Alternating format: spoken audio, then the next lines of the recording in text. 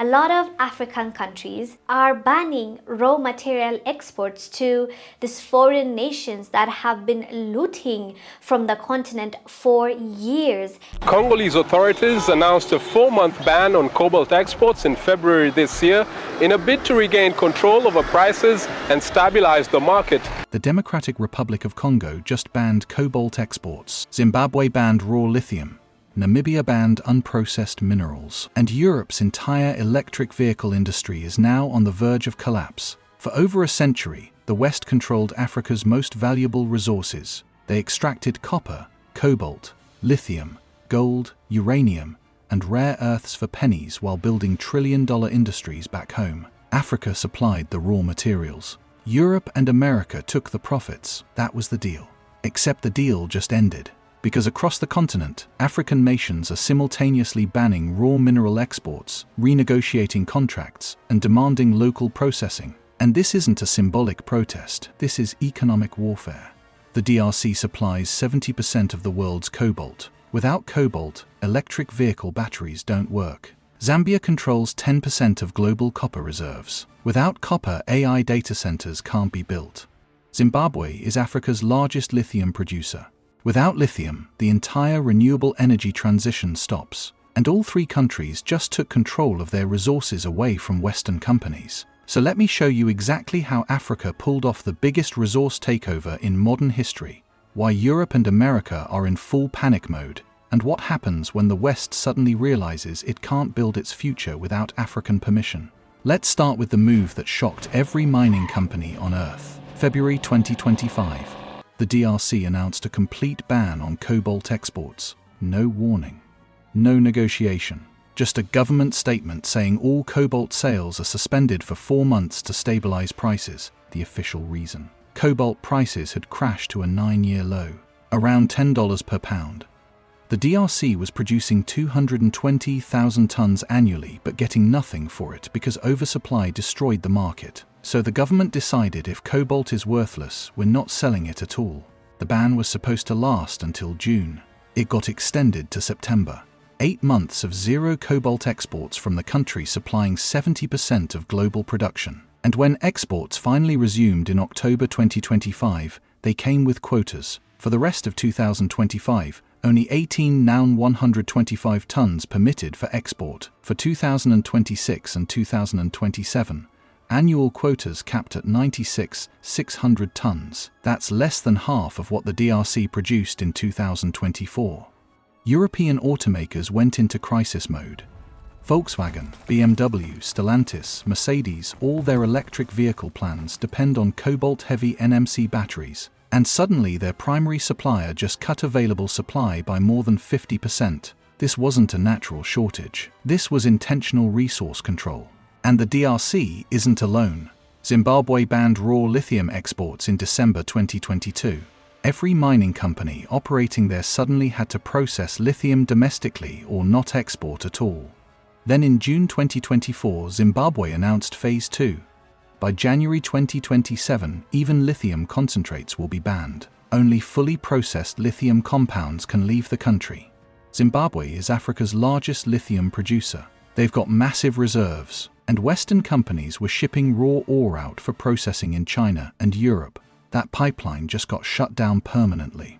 Namibia followed in June 2023, banned all exports of unprocessed lithium, cobalt, manganese, and graphite. If you mine in Namibia, you process in Namibia. Ghana banned raw bauxite, lithium, and iron ore exports in February 2024. Nigeria banned all raw ore exports back in 2022. Malawi announced in October 2025 that all raw mineral exports are now prohibited. Even smaller producers are joining. The pattern is unmistakable. Across the continent, African nations are simultaneously ending the century-old model of shipping raw materials to Europe and getting nothing back. And here's what makes this so devastating for the West. They don't have alternatives. Africa holds 30% of the world's mineral reserves, but it accounts for over 60% of cobalt, 50% of manganese, 40% of platinum, massive portions of lithium, graphite, rare earths, copper, and gold. These aren't commodities you can just source elsewhere. There is no elsewhere at this scale.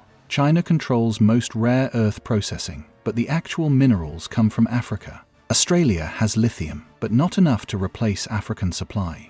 Latin America has copper, but not enough to offset Zambia and DRC. So when African countries ban raw exports and demand local processing, Western companies face a choice: build refineries in Africa, share profits with African governments, create African jobs and accept African ownership stakes, or lose access to the minerals that power electric vehicles, renewable energy, AI infrastructure, semiconductors, and defense technology. There's no third option. And this is why European policymakers are panicking. Let me show you the numbers. Zambia announced in 2024 that all copper must be refined locally before export. Zambia produces around 800,000 tons of copper annually. That's nearly 10% of global supply. And copper is essential for everything. Electric vehicles use 4 times more copper than combustion cars. AI data centers need thousands of tons per facility. Power grids need copper for transmission. Solar and wind need copper for wiring. Every piece of modern technology runs on copper. And Zambia just said, if you want our copper, you build the refinery here. The response? Over $7 billion in mining investment pledged to Zambia between 2022 and mid-2024. Cobalt Metals, backed by Bill Gates, Jeff Bezos, and Ray Dalio, committed over $2.3 billion to develop the Mingomba copper deposit. First Quantum Minerals pledged $1.35 billion to expand Kansanshi mine. Barrick Gold committed nearly $2 billion to boost Lumwana production. Why? Because these companies know if they don't invest on Zambian terms, they lose access entirely. Chinese Premier Li Qiang visited Zambia in November 2024. First Chinese premier visit in almost 30 years. They signed a $1.4 billion agreement to revamp the Tazara Railway connecting Zambian copper mines to Tanzanian ports. This is infrastructure investment that makes Zambian copper processing viable without depending on Western logistics. And Zambia and DRC signed a 2022 agreement to create a joint electric vehicle battery supply chain. Mine the cobalt and copper, process it locally, build battery components in Africa, export finished products instead of raw materials. This flips the entire global supply chain. Instead of Africa feeding European factories, Africa becomes the factory. Europe becomes the customer. That's a complete reversal of a century of economic relationships. Now let's talk about why this is happening now. Because African nations have tried to control resources before. It never worked because the West had too much leverage, aid, loans, political pressure, military intervention, coups.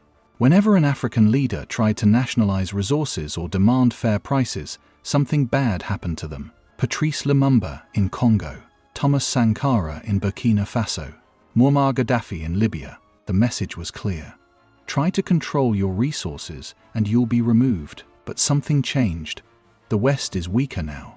Europe is in an energy crisis after losing Russian gas. America is distracted with debt, internal politics, and geopolitical overstretch. And most importantly, Africa has alternatives: China, India, Gulf states, BRICS partners, Russia. These countries are offering infrastructure investment, fair trade deals, and no political conditions. So when the West threatens to cut aid or impose sanctions, African nations can just pivot to other partners. This is exactly what happened in the Sahel. Mali, Burkina Faso, and Niger all kicked out Western military forces, ended cooperation with France and the US, and aligned with Russia for security and China for investment. The West predicted economic collapse. It didn't happen. These countries are functioning, trading, developing, and proving that African nations can survive without Western approval. That precedent is emboldening other countries to take similar stands. And demographics are on Africa's side. Africa's median age is under 20. The continent is about to have the largest workforce in the world, bigger than China, India, and the EU combined. Meanwhile, Europe and America are aging rapidly. Birth rates collapsing. Labor shortages growing. They need young workers. Africa has them. They need consumers for future markets. Africa will have 2.5 billion people by 2050. The global economic center of gravity is shifting, and African leaders know it. This is why resource nationalism is working now when it failed before. The balance of power has shifted. The West needs Africa more than Africa needs the West. and African governments are using that leverage with precision.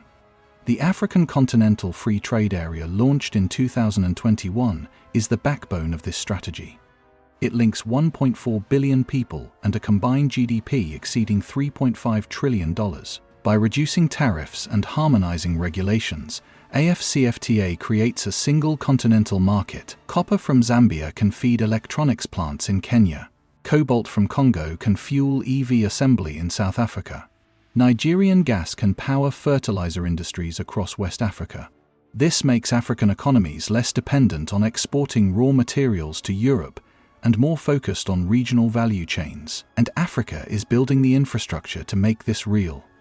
The Lobito corridor connecting Angola, Zambia, and DRC is being upgraded to transport refined materials directly to Atlantic ports. The Lamu Port South Sudan-Ethiopia transport corridor aims to connect resource zones to manufacturing clusters in East Africa. These aren't plans. These are projects under construction right now, with billions in funding from China, UAE, and African development banks. Digital payment systems are expanding too. Pan-African Payment and Settlement System allows cross-border transactions in local currencies without converting to dollars or euros. This reduces transaction costs and weakens Western financial control. If African countries can trade with each other and with BRICS partners using local currencies, they don't need dollar reserves. They don't need to hold US Treasury bonds. They don't need Western banks facilitating transactions. The entire financial architecture that gave the West leverage over Africa is being replaced. Now let's talk about what this means for Europe and America. Europe is particularly exposed. The EU bet everything on a green energy transition. Electric vehicles, renewable energy, battery storage. All of that requires African minerals: cobalt, lithium, copper, manganese, graphite, rare earths. Europe doesn't have these resources domestically. They're completely dependent on imports. And now their suppliers are cutting them off unless they agree to African terms. German automakers are facing an existential crisis. They tooled their factories for NMC batteries, which need lots of cobalt. China pivoted to LFP batteries years ago, which use zero cobalt. So when the DRC restricted cobalt exports, China was partially insulated. Germany wasn't. Volkswagen, BMW, and Mercedes now have to either retool entire production lines at massive cost or pay whatever price the DRC demands for limited cobalt supplies. Either option destroys their competitiveness against Chinese EV makers. America has different problems. The US focused on securing rare earths for defense and technology, but rare earths also come primarily from Africa and China. Ethiopia recently discovered significant rare earth deposits. Tanzania too. Both countries are negotiating with China for processing partnerships, not with America. So the US is watching critical defense supply chains shift toward countries aligned with its strategic competitors, and the US debt crisis makes this worse. America used to use aid and loans as leverage, but with $35 trillion in debt and deficits exceeding $2 trillion annually, there's no money for massive African aid packages. China, meanwhile, is investing hundreds of billions through Belt and Road. The US can't compete financially, so it's losing influence. The West's response has been to offer new partnership frameworks. The EU launched the Global Gateway Initiative, promising €300 billion for infrastructure worldwide. The US announced Build Back Better World, later rebranded as Partnership for Global Infrastructure and Investment. These are supposed to counter Chinese influence by offering alternative financing, but they're failing because they come with too many conditions and deliver too slowly. African governments are watching Western promises and Chinese delivery. China says they'll build a railway, and 2 years later the railway exists. The West says they'll fund a project, and 5 years later it's still in planning stages, awaiting environmental reviews and governance assessments. From an African leader's perspective, the choice is obvious. Work with partners who deliver. And this creates a doom loop for the West. They need African resources, but they've spent decades extracting those resources unfairly. Now Africa has leverage and is demanding fair terms. The West can't afford to pay fair prices because their industries are built on cheap African inputs. But if they don't pay fair prices, they lose access entirely. There's no good option. Some Western policymakers are starting to accept reality. They're negotiating joint ventures where African governments hold ownership stakes. They're funding processing facilities in Africa. They're training African workers. This is progress, but it's happening slowly and reluctantly. Meanwhile, China and other partners are moving fast and aggressively. So the West is constantly playing catch-up in a race where Africa sets the pace. The bigger picture is this. For 150 years, the global economy ran on a simple model. Africa provides raw materials, the West processes them and takes profits. That model just ended. Africa is now demanding to participate in the entire value chain. Mine the minerals, process them locally, manufacture finished goods, export products instead of raw materials, keep the profits, create local jobs, build domestic industries. This is exactly what China did in the 1980s and 1990s, demanded technology transfer, required foreign companies to have local partners, invested in manufacturing, built infrastructure, and became the world's factory. Africa is running the same playbook. And just like with China, the West doesn't have a good response because the fundamental power dynamic has shifted. The West is realizing too late that Africa rising means Western dominance ending. Not because Africa wants to dominate anyone, but because a balanced global economy can't exist with one continent perpetually extracting wealth from another. Africa is simply demanding fairness, control over its own resources, fair prices, local processing, shared profits. These are not radical demands. They're basic economic sovereignty. But for the West, this feels like losing everything because their entire industrial model, their living standards, their technological advantages, all were built on cheap African resources. When those resources stop being cheap and stop being automatically available, Western economies have to adjust. And that adjustment is painful. Industries relocate, supply chains break, prices rise, competitiveness declines. This is what panic looks like at the governmental level. Africa isn't trying to destroy the West. Africa is just refusing to stay poor while making the West rich. And that refusal, that simple assertion of economic sovereignty, is reshaping the entire global order. The 21st century will not look like the 20th century. Power will be more distributed. Resources will be more fairly priced. Africa will have a seat at the table. Not as a supplicant, as an equal. The West can accept this reality and negotiate fair partnerships. Or they can resist and lose access entirely to the resources their future depends on. Either way, Africa has already taken back control.